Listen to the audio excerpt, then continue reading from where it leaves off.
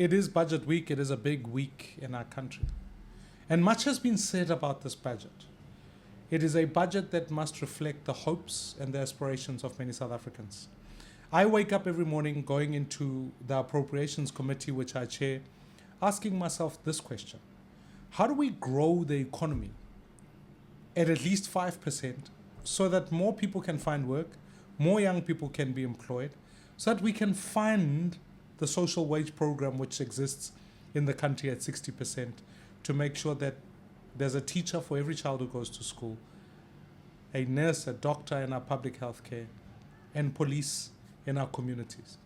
I also wake up asking myself the question, how do we make sure state-owned enterprises don't accrue more debt so as to cripple the funding opportunities that we have before you? Ultimately, these are things that require a reset in the budget. We need to rethink about what we're doing. And I think it's important to note the fact that South Africa is in a fiscally difficult position. So today, part of the work that I want to do is to demonstrate to you that whilst the debate has narrowly been about VAT and its increase, I think we need to rethink how we can fund for certain priorities. And because today is budget, I want to make sure that we give you the best, because 76% of South Africans all express this one fear, that at the end of the money, there's still more month left, or inflation has meant that they are struggling to keep up with their expenses. So I want government to do a number of things. The first priority is to focus on 5% growth. The target of 3% is insufficient to create job creation. And I know that often people talk about whether growth doesn't just emerge, but it is bought and it is purchased and saved for. Therefore, if we put together 100 billion rands Jobs and Justice Fund to stimulate SMMEs, ensure that townships become special economic zones, fund for a rail logistics-led economic infrastructure plan, this will ensure that we can incorporate provinces that sit outside the economic bubble so that we can spread out our economic opportunities. Not only are we building infrastructure, we're ensuring more people work in those infrastructure programs, but we partner with the public and the private sector to move from 14% investment on infrastructure as a reflection of GDP to what the National Development Plan anticipated, which is 30%. That has to be our organizing principle. And so to me, part of that is about increasing infrastructure spend to those levels. Thirdly, I think we must all reject any new taxes. Taxes in this instance are going to impact not only poor South Africans, but they impact the whole economy. It makes it harder to run a business.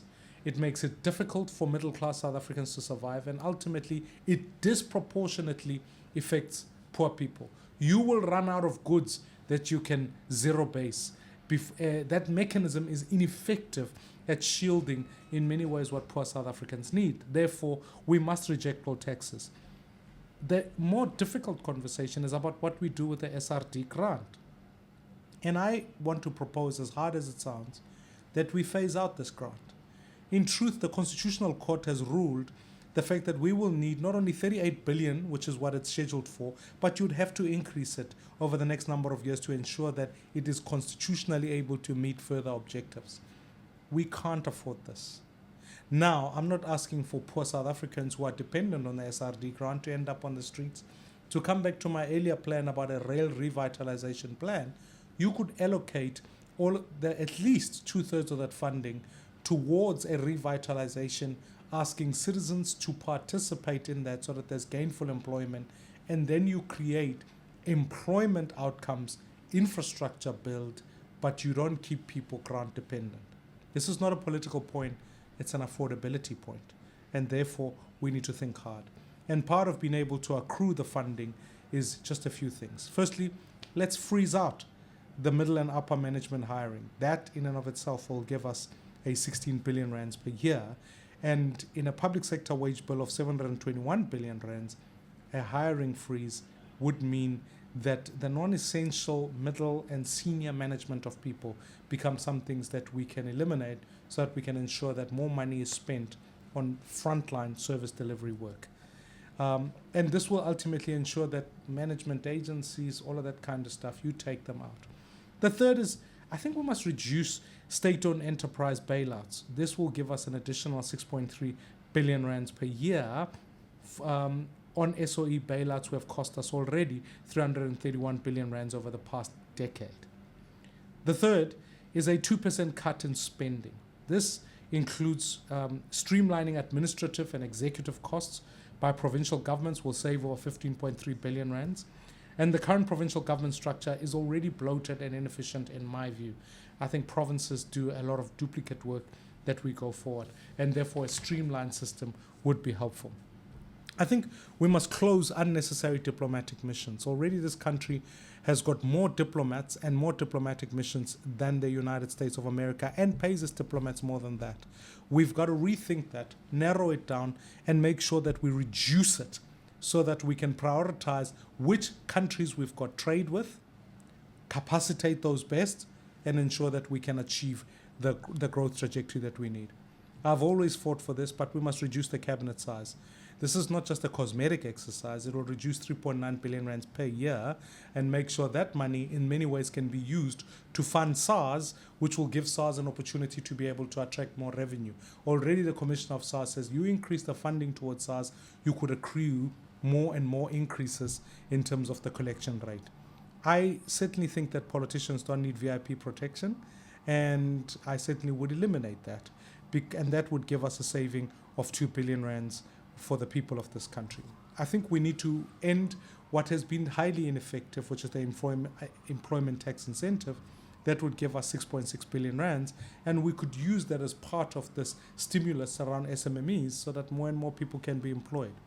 I think we've got to consolidate, if not eradicate, some of these government marketing entities. This will give us at least 5 billion rands a year, because these multiple government agencies that exist for marketing purposes can be consolidated, merging Brand South Africa with South African Tourism, Trade Investment South Africa, Export Marketing, and DIRCO's foreign marketing operations into a single agency would in fact cut the waste. And then lastly, reform the road accident fund. This has become a piggy bank for, in some instances, scrupulous lawyers, in some instances, bogus claims, in other instances, just an inefficient way of collecting revenue. This will give us 20 billion rands. The financial mismanagement there and fraud has hampered this. And lastly, how we manage municipalities is important. Municipalities waste 52 billion rands a year, according to the Auditor General. If we're able to redirect, at least give a savings of 25 billion rands in this instance, we can ensure that we hire the best consultants, build capacity into municipalities, and save money. I close just with this thought. When they come to you and they tell you that they need to raise VAT because they've run out of money, tell them they didn't run out of money. It wasn't an accident of nature. The money was stolen. It was stolen through state capture. It was stolen through wasteful expenditure. Now is the time for us to clean out corruption, because we certainly know we need that money for growth, and we can't tax South Africans to pay for corruption.